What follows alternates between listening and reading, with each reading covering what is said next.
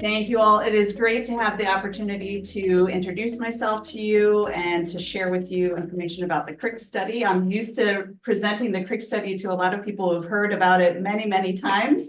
So this is really exciting for me to share this study that I've been involved in for a long time with you all. And I hope at the end of the talk, if you're interested at all in kidney disease, you'll see that there are opportunities for people who want to get involved and who want to get access to the data. So that's what I'm really excited about sharing with you today. So Sadeep, thank you for that very kind introduction. I'm very happy to be here at UAB and to join you all in the Department of Epidemiology in the School of Public Health. And I think we've already gone through almost all of this, so I can skip this slide about my training and about the other faculty positions that I've had. I retained some adjunct positions with Penn and Tulane based on really strong research ties, as well as projects that are going on in those two locations. And so if you're interested in collaborating with people there, especially in epidemiology, I'm happy to talk to you as well and serve as like a conduit for that. A little bit more about my research and my research interests over the years. So I really do focus primarily on chronic kidney disease. It's a huge burden in the US. I'm going to share that information with you in a slide or two, but it's really understudied and we need new therapies in that area. So there's a lot to do. And if anyone at all feels interested in this area and wants to talk to me about kidney disease work, and what's going on and what opportunities there are here, please do reach out to me.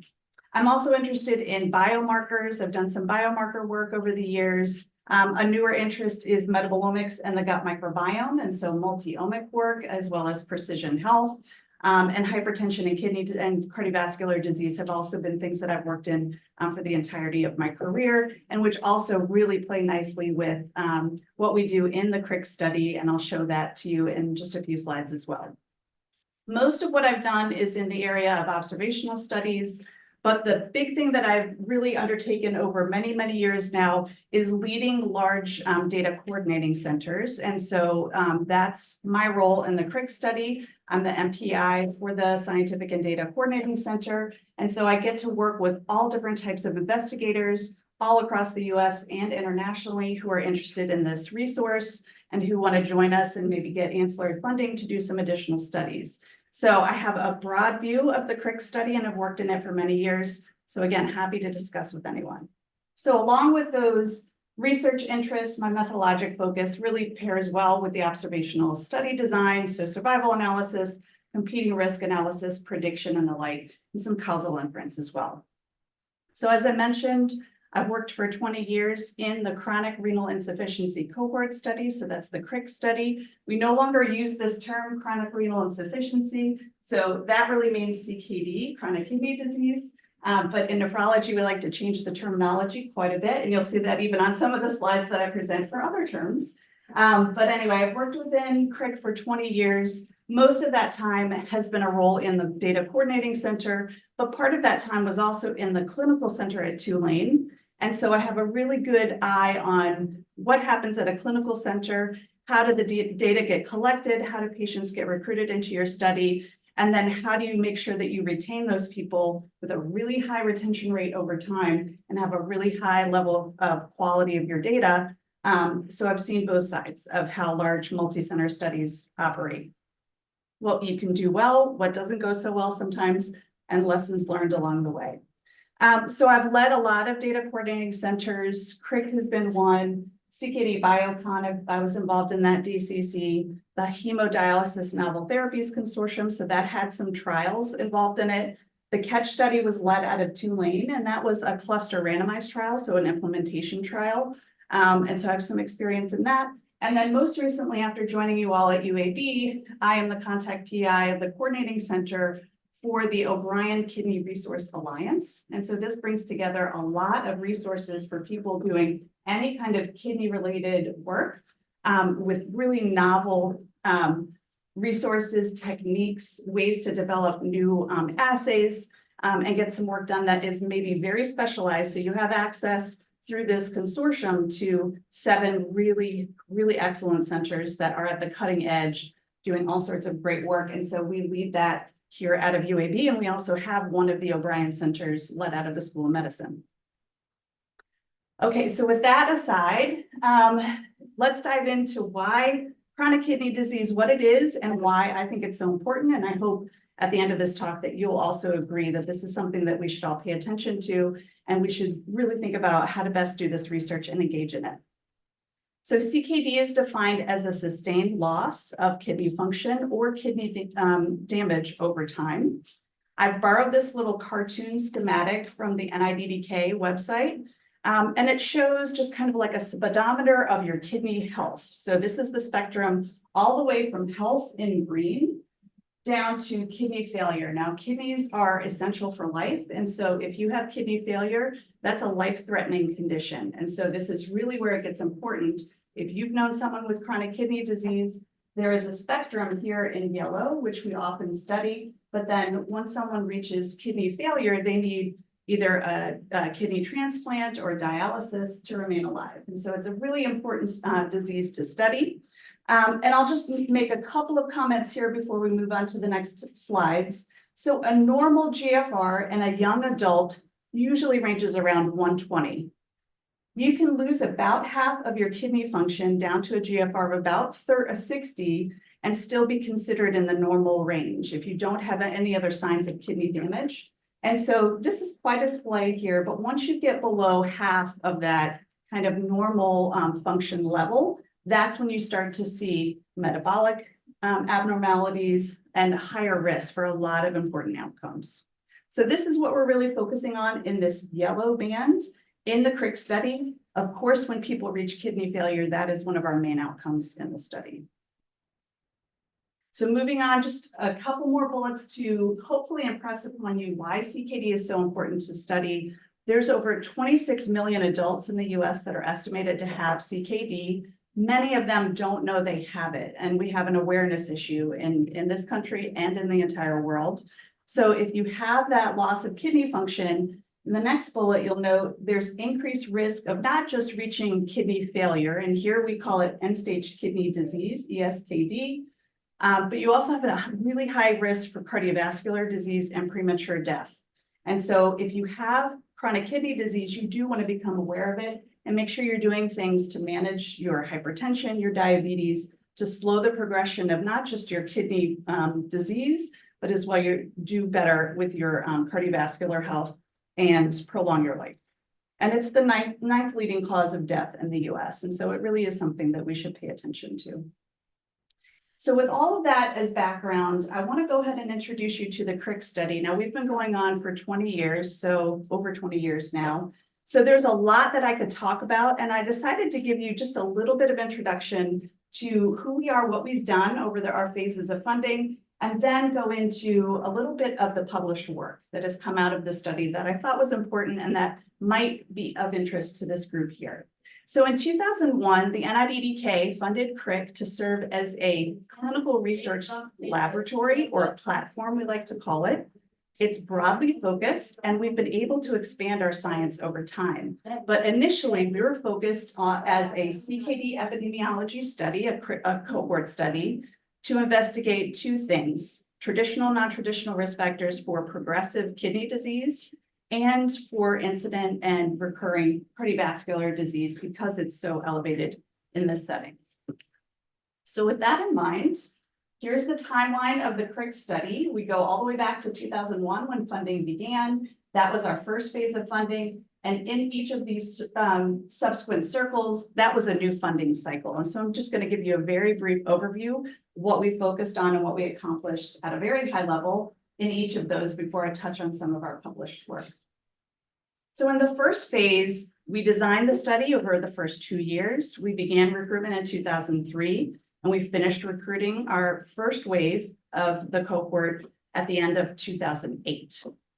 In our second phase, we really focused on expanding the type of science that we did. This was largely done by a large ancillary study program. We have over 112 funded ancillary studies that sit on top of the parent grant. And so we have a lot of investigators across not just the US, but the world, who are bringing new science, new tests, new technologies to study kidney disease in this cohort.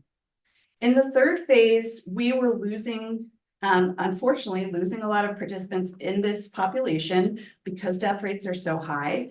And so we opened up recruitment again. And so we had a second wave of recruitment, and I'll tell you just a little bit about that in a few slides. And then in the fourth phase, we did open up to very specific recruitment to diversify the cohort, to refocus our data collection. We streamlined it a little bit, but then we also added some novel monitoring methods, and I'll briefly touch on those. And I'll get back to phase 5, what we're doing now at the very end of the talk. So I already shared with you our 2 main goals from the beginning of the study were to look at traditional, non-traditional risk factors for both progressive kidney disease and cardiovascular disease. We did that through recruiting at 7 different clinical centers across the US. So each of the stars here represent one of the clinical centers in CRIC. And then there's also the Data Coordinating Center, which also sits at the University of Pennsylvania. It serves as both a clinical center and the Data Coordinating Center. We recruited just under 4,000 adults aged 21 to 74, half of whom had diabetes. 45% were African American. We targeted about half-half sex split.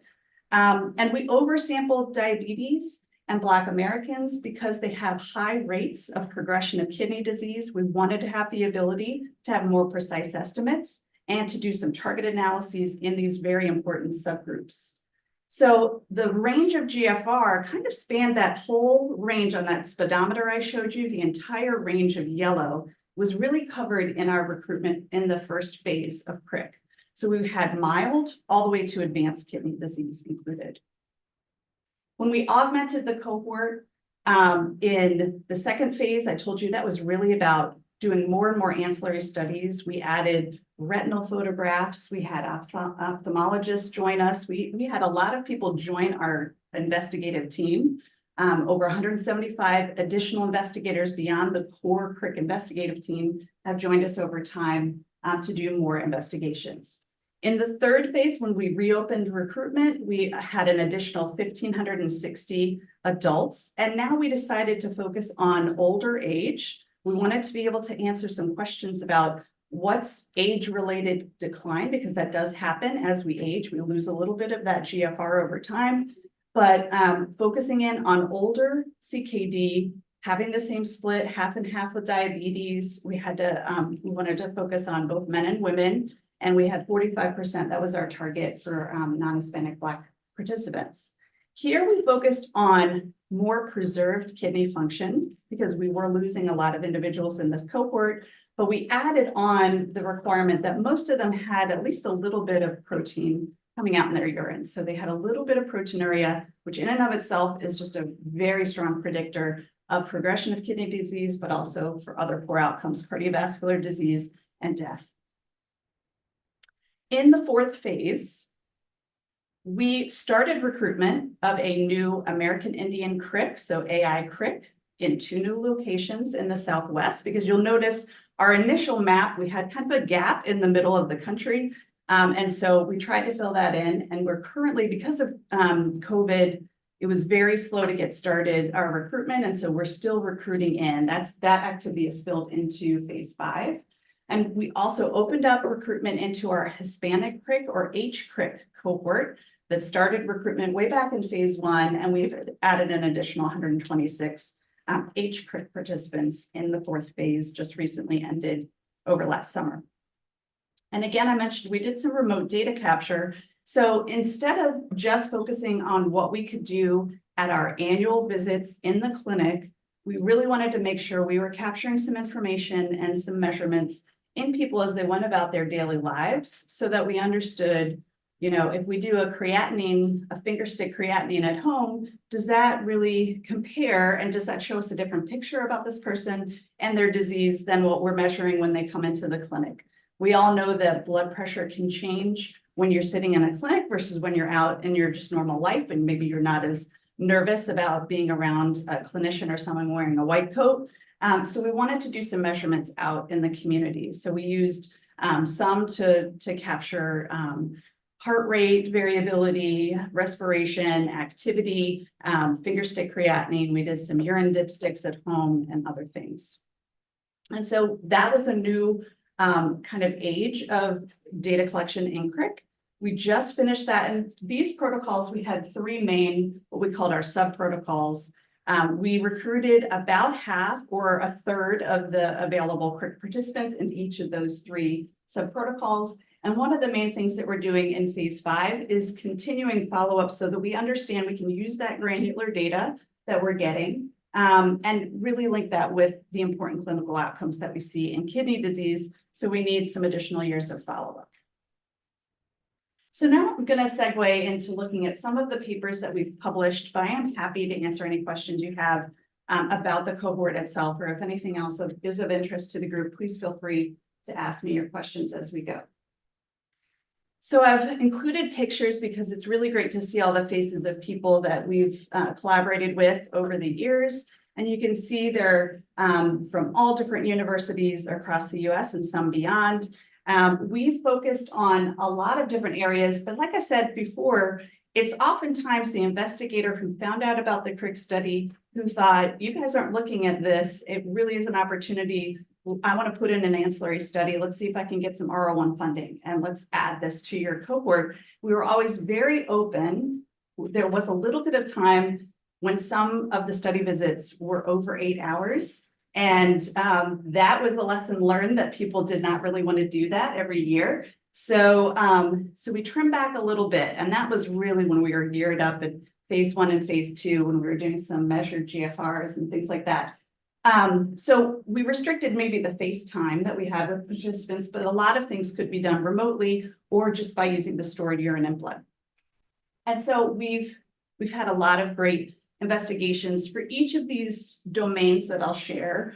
I'll try to highlight at least one of the papers, but I'm happy to share. If anything looks of interest to you, please just reach out to me later. I'm happy to share these publications with you.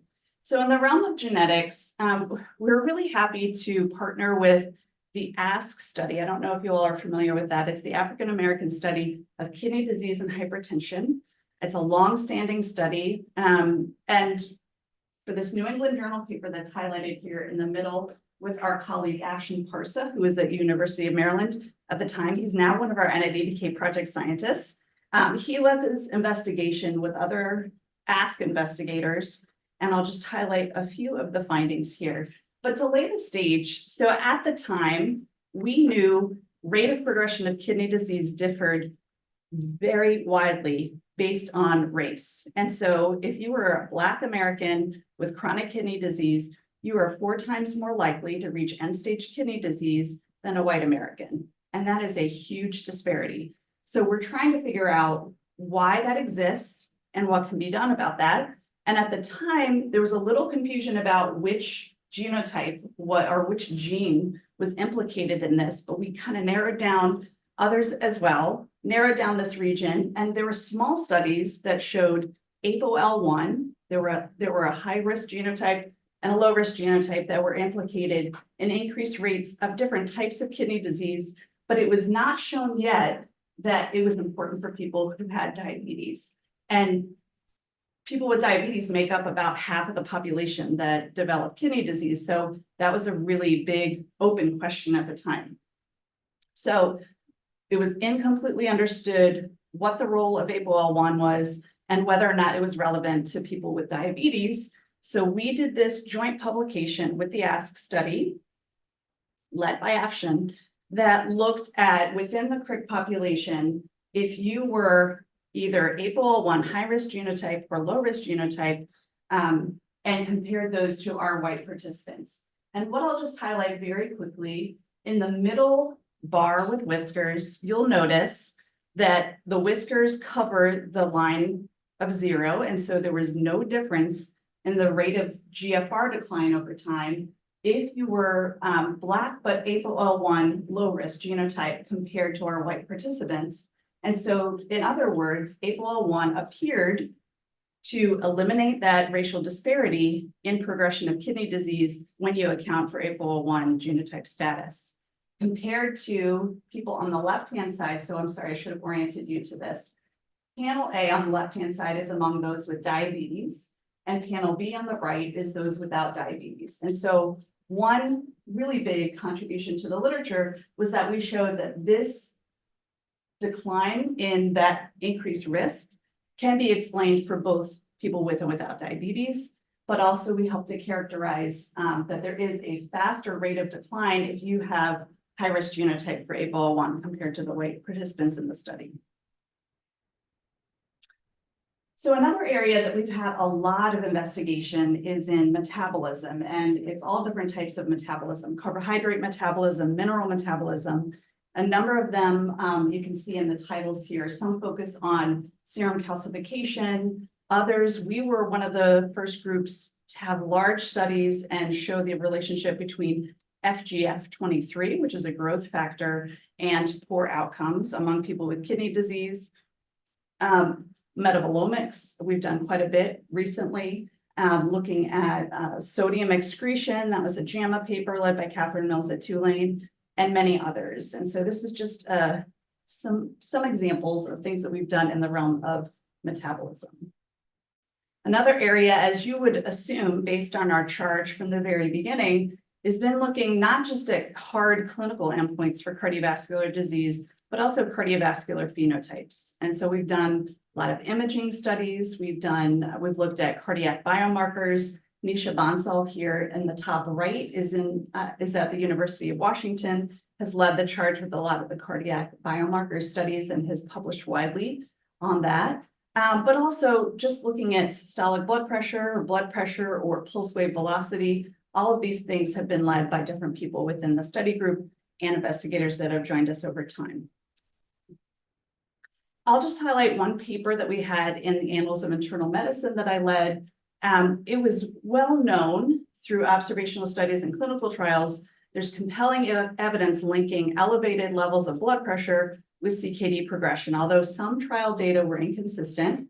And there were also some studies that tried to do a better job at looking more than just at a single blood pressure measure, but the statistical methods widely varied. And so we got different answers depending on which technique you used, which approach you used. And so it was still an outstanding question at the time. So what we did in this study was we compared the strength of hazard ratios when we just used a single measure at baseline of systolic blood pressure in the first column and compared it to models that used time-updated systolic blood pressure, but instead of doing just a typical Cox time varying model, where we would have the problem of time-dependent confounding, we would be combining and kind of not allowing intermediate effects to kind of to bear out. We would adjust those away if we did a regular Cox time varying model. We use marginal structural models and more of like a causal inference framework. So here we found, when you think about our typical estimates of an increase in 10 units for the risk of end-stage kidney disease, here we called it end-stage renal disease. This is where we changed our terminology again. It was about a 9 to 10 or 11% increase per 10 unit increase in systolic blood pressure. That was kind of the accepted metric. But here we found when we updated information about blood pressure every year, which we had available to us, we were underestimating the effect of high blood pressure on hazard for progression to end-stage kidney disease. So now it's more of like a 26% increase in the risk for end-stage kidney disease. And that was just looking at it continuously. When you look at it categorically, and you see people who were consistently, if you were in this row above 140 millimeters of mercury, you were consistently at that level across all of the years of your follow-up. If you were in this group for the time-updated analysis, you had over a threefold increased hazard of reaching end-stage kidney disease compared to only a 1.5 increased risk when you just looked at a single baseline measure. So this was something that we were happy to help elucidate in the literature based on CRIC analyses. Another area we focused on is behaviors, disparities, socioeconomic status. And here are just a couple of examples of papers that have focused on dietary patterns. So healthy eating index and other ways to characterize using DHQ data, which we collected multiple times. We looked at neighborhood food outlet access and risk for outcomes. We've also looked at race and mortality, sex differences in all sorts of outcomes that we capture in the CRIC study, and it goes on. So these are just a few examples of the behaviors and disparities that we focused on. So GFR estimation, as you would expect for a kidney cohort, this was a very big push from the very beginning. We measured GFR in about a third of our participants, which is a very cumbersome measure. That's one of the reasons why we had 8-hour visits at first for those individuals, unfortunately. But we did want to make sure that we were estimating kidney function because it's not something that's typically measured in clinic or for research studies unless you have a specific reason that you're doing it, and it doesn't happen that often. So we developed our own estimating equation for GFR in the CRIC study. We tried to use a lot of the wealth of data that we have in a cohort as opposed to using clinically available data, which has happened in the past. So we've done that. That was published in the American Journal of Kidney Diseases. Others have looked at how well different equations perform in predicting poor outcomes, and that was led by Josh Bundy at Tulane. I'm going to highlight work from Chi Su. Sorry, his last name is Su, not Bundy. That was a carryover from the other text box. This was a more recent analysis, and I thought I would take a minute to walk you all through this one too. So in 2020, the National Kidney Foundation, along with the American Society of Nephrology, created a joint task force to investigate removing self-reported race from GFR estimating equations. There was a big push because there was the thought that as a social construct, race should not be included in an estimating equation that then puts people on a path toward different treatment options, different medication options, and that we should look at it using more clinical variables as opposed to a social construct. CRIC included data on genetic ancestry. That was one of the sets of data that we had available, and we had a lot of non-GFR determinants, which is what you're kind of trying to use race as a proxy for in these equations. And so we wanted to look at all of the data that we had available to remove self-reported race, but instead try to figure out what other data could we use to accurately estimate kidney function, because that's a really important thing for our participants. So I'm going to highlight two quick tables, and I need to keep an eye on the time. In table 2, we're focusing on just one very commonly used kidney marker, serum creatinine. And in this first row, a lot of equations that estimate GFR use some filtration marker. Here it's serum creatinine, age, race, and sex. That's almost standard in all of our estimating equations. But this first row removes self-reported race.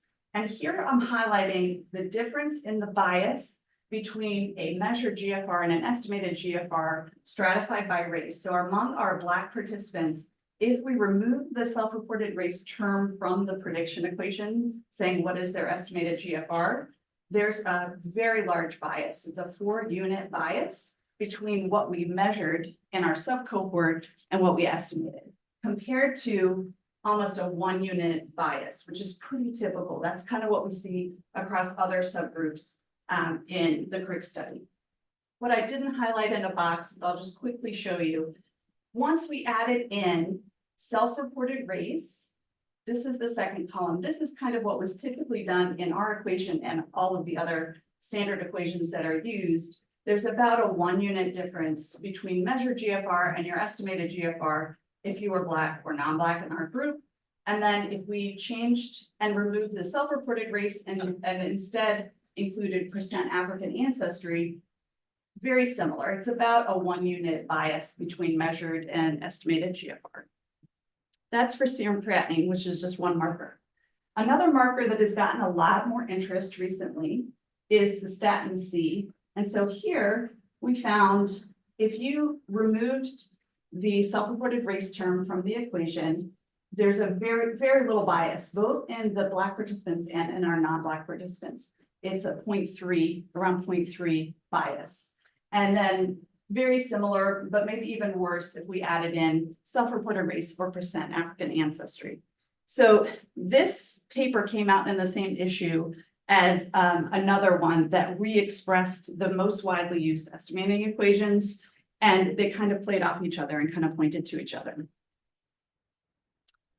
One of the last things I want to highlight is I put in quotations novel because latent class analysis is not very novel. Many areas have used this quite a bit, but for kidney disease research, it hadn't been used that often. And so I'm highlighting work from two of my prior mentees. Sarah Schroben looked at a latent class analysis, trying to look at CKD self-management. So looking at self-management behaviors and what the associations are with clinical outcomes.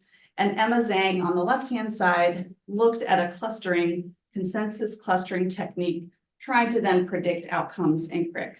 So I'll highlight just for the sake of time, Emma's work. So we know that when we kind of cut up that speedometer and say, what stage kidney disease are you in? We're really not capturing the full heterogeneity of CKD. There's a lot of different layers and different characteristics of different people with CKD. So that's just one axis, but we know there's a lot more there. And so we can use more data, especially in the CRIC study, to try to cluster patients together. So we did an unsupervised consensus clustering analysis to try to find distinct subgroups and then test them with our main outcomes to see if they were predictive. And so I'm sorry for the very small font. I'm going to give you an opportunity just to look at the three clusters we were able to identify. So the clusters run vertically. So cluster 1 has about 1,200 people. And what you'll note is if the diamond is filled in with black, it was considered significantly different than the rest of the population. And so those characteristics could be things that you could say, this kind of describes this sub cohort, this cluster of people. And so for cluster 1, they happen to have the healthiest profile. So it had the best profile for, they're kind of cut into different domains. I'm sorry that the text is so small, but they had less medication use, better kidney function measures, less inflammation. Their health status was better in terms of BMI and other markers. They had less diabetes, lower cardiac biomarker levels, and lower bone mineral metabolism levels. And so they were the group that looked like they had the best profile. The middle group, cluster 2, is a little bit smaller, had about 1,000 people in the analysis, and this is across 72 different characteristics that we fed into this analysis. Here you'll see there's fewer things that have those black diamonds, but this group is really characterized by, they had higher levels of medication usage than the other groups, and then they had high BMI. So they were obese, they were taking a lot of medications, but otherwise, other markers were not elevated in this group. And then finally, we have a group of just under, I think, 400 people in cluster 3, and they had the worst profile. So they had the worst kidney function measures, they had a lot of inflammation, their health status was poor, their diabetes was higher, their cardiac biomarkers and their mineral metabolism biomarkers in the last two groups here were really high compared to the other groups. So you can probably assume and guess what's going to happen when we look at the outcomes. So these are just the Kaplan-Meier plots showing our 6 main outcomes in CRIC. Panel A is CKD progression. There's a huge splay between the 3 clusters. So if you were in cluster 1, you did by far the best. And over 14 years of follow-up, 80% were still hadn't reached a CKD progression benchmark. Cluster 2, about half of them had. And cluster 3, only about 10% were left and hadn't reached progression. So this was very indicative of CKD progression, as well as kidney failure, which is just a more restrictive definition of kidney progression. When we looked at the cardiovascular endpoints, so in C, we're looking at heart failure. There is still significant splay, so there's a really good separation between the different clusters. Clusters 2 and 3 doing much worse than cluster 1. For panel D, we've got MI, stroke, and PAD, so kind of like the atherosclerotic CVD. Again, there's a really big separation here, especially from cluster 1. Same goes when we add in heart failure, and then finally in panel F, we're looking at death. So if we cluster people based on these characteristics, it's highly predictive of outcomes. The other analysis that Sarah Schroben led looked at self-management. And we know there aren't a lot of specific kidney therapies available. And so what we often tell patients is you have to manage your hypertension. You have to have good glucose control. So we're often managing other characteristics. We're asking them to eat better. We're asking them not to smoke. We're asking them to just engage in healthier activities, generally speaking. And a lot of these are the healthy patterns that we push for cardiovascular health, because we don't have the therapies for kidney disease per se. For most people, this is what we encourage them to do. So self-management behaviors are incorporated into kidney clinical guidelines, but little is known about what's the optimal management and which of those factors maybe should we emphasize more than others. And so this analysis used latent class analysis, and just by happenstance, she identified 3 groups, and here she's calling them phenotypes. So phenotype 1 are the open bars that are filled in with white. That was the healthiest group. And so we've got people with diabetes in the top panel, people without diabetes in the bottom panel, but consistently phenotype 1 had the most physical activity. They were very often non-smokers. They had the lowest levels of blood pressure. They had the best diet scores and the like. Then phenotype 2, which is in the hashed bars, they similarly had high levels of non-smoking, pretty good blood pressure control, not quite as good on diet. They had a lot less physical activity, and their weight was actually kind of, they had a lot of overweight people in phenotype 2. And then phenotype 3 are the black bars, and they had the worst profile across all of these characteristics for both those with diabetes and those without. And so this next table shows, when we look across here, it's characterized as the 5 main outcomes in CRIC. You see, compared to phenotype 1, which is with the healthiest group, phenotype 3 had elevated levels for progression of kidney disease, cardiovascular disease, and death. And these were pretty striking hazard ratios if you look at the x-axis below. So finally, highlighting just a couple more things, and then I'll segue to looking ahead and what we're doing ahead in CRIC. So Sarah also led a paper in CRIC that looked at just the burden of hospitalizations, which if anyone is interested in hospitalizations and they want to see some striking contrasts with the high rates of hospitalization, especially among young people with CKD compared to the US population, that's a great paper to look at. But I'll highlight just as my last paper, kind of our omnibus paper from CRIC that came out a couple of years ago that I led, looking at traditional, non-traditional risk factors for progression of kidney disease. So traditional risk factors have been known for a long time, but they only explain part of the variability in the rate of progression of CKD. And so we were hoping to add from the rich data set that we have in CRIC some novel risk factors to help explain potentially modifiable pathways, and to help explain why certain people progress and others don't. It's really not something that's easy to predict using current prediction equations. And so in this analysis, we used almost 4,000 people in the CRIC study. We looked at both traditional risk factors, which are shown in this smaller panel A, so age, race, gender, your level of GFR, albuminuria, which is just a protein in your urine, your systolic blood pressure, and whether or not you used ACE or ARB medications. In panel B, we have more of the novel factors. We wanted to explore a pretty good set of these to see if there were any additional risk factors that we could show were really important above and beyond the traditional risk factors in CRIC.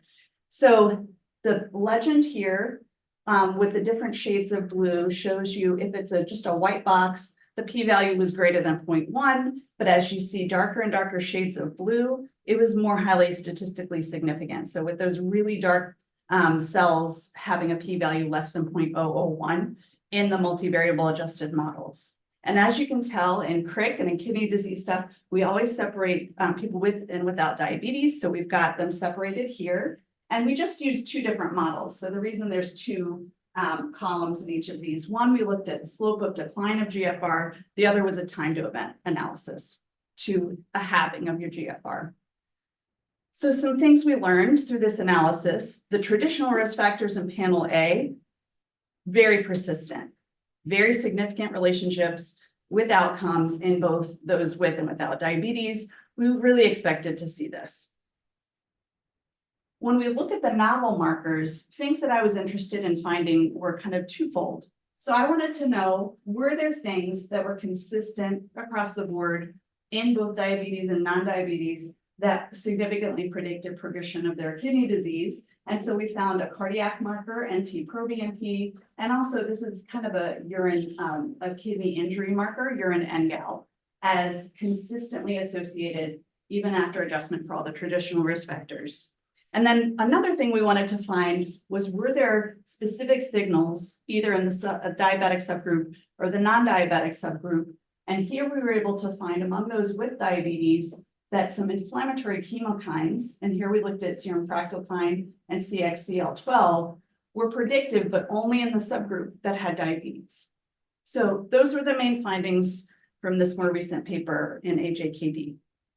I know I'm running out of time. So when we look ahead quickly, what are we doing in phase 5? Well, we are trying to get a closeout visit, and that's very sad for all of us who are involved in the study. We don't want it to end, but the funding is not going to continue after this phase. So we're having a last visit for all participants that we can get in. Right now, we have about 2,600 participants who are alive that we're aware of. About 500 or 600 of them have already reached end-stage disease. So we're not asking them to come back in and give us a blood and urine. We already know they've reached our kidney endpoint. But the remainder, we're hoping to get in to have a final serum creatinine measured and to obtain some blood and urine that we can store for future investigations. And we're also, as I mentioned before, extending the follow-up of those sub-protocol participants. So people who wore the wearable devices, and we wanted to really do some outcome analyses, we need a few more years of follow-up. So those are practical reasons why we're doing phase 5. It's also an opportunity for us to do additional investigations through ancillary studies. We have a second visit in phase 5 for the sub-protocol participants, but there are some opportunities, although the window is quickly shrinking on the opportunities if anyone's interested in doing an ancillary study where you have live contact with the participants. Otherwise, we have millions, and I mean millions, of stored aliquots that are available now at Penn, some at the NIDDK repository. A lot of them will be shifted over to the repository soon. So I wanted to end by emphasizing CRIC is now, it's always been a resource to whoever wanted to tap into it. You probably had to go after some funding. You could go to the repository and get a copy of the data set. But I wanted to emphasize that CRIC has now been added as an official site at UAB. So we're now under the single IRB.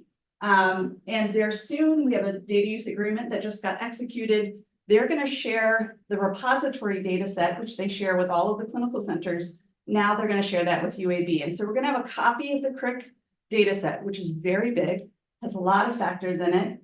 And that gives us an opportunity here to have fast track publications. So if you want to write a paper in CRIC using CRIC data, come find me. We'll talk about if there's space in that area. I serve on the publication committee, so I have a good idea of what's going on.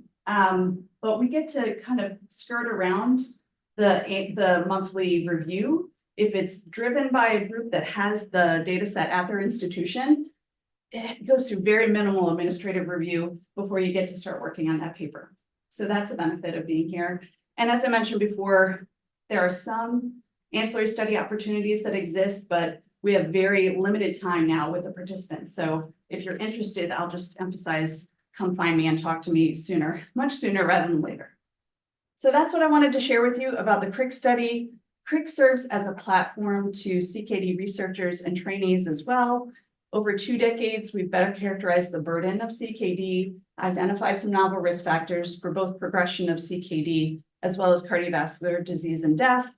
And we have a new and expanded emphasis on omics and multi-omic investigations for those of you interested in that, and the use of different machine learning approaches. And then finally, one of the things that NIDDK really wants us to do is to find subphenotypes, to find different groups of people with CKD so that we can understand better what their prognosis is, but hopefully in the end, find some more targeted therapies for these subgroups. And so that's also a big push that's been undertaken in CRIC. So thank you so much. I want to acknowledge all of the people that have contributed to CRIC investigators. There's a lot of funding, probably have missed some of the grants that contributed to some of the papers I highlighted, but some of my mentees as well for the work that they've done in CRIC.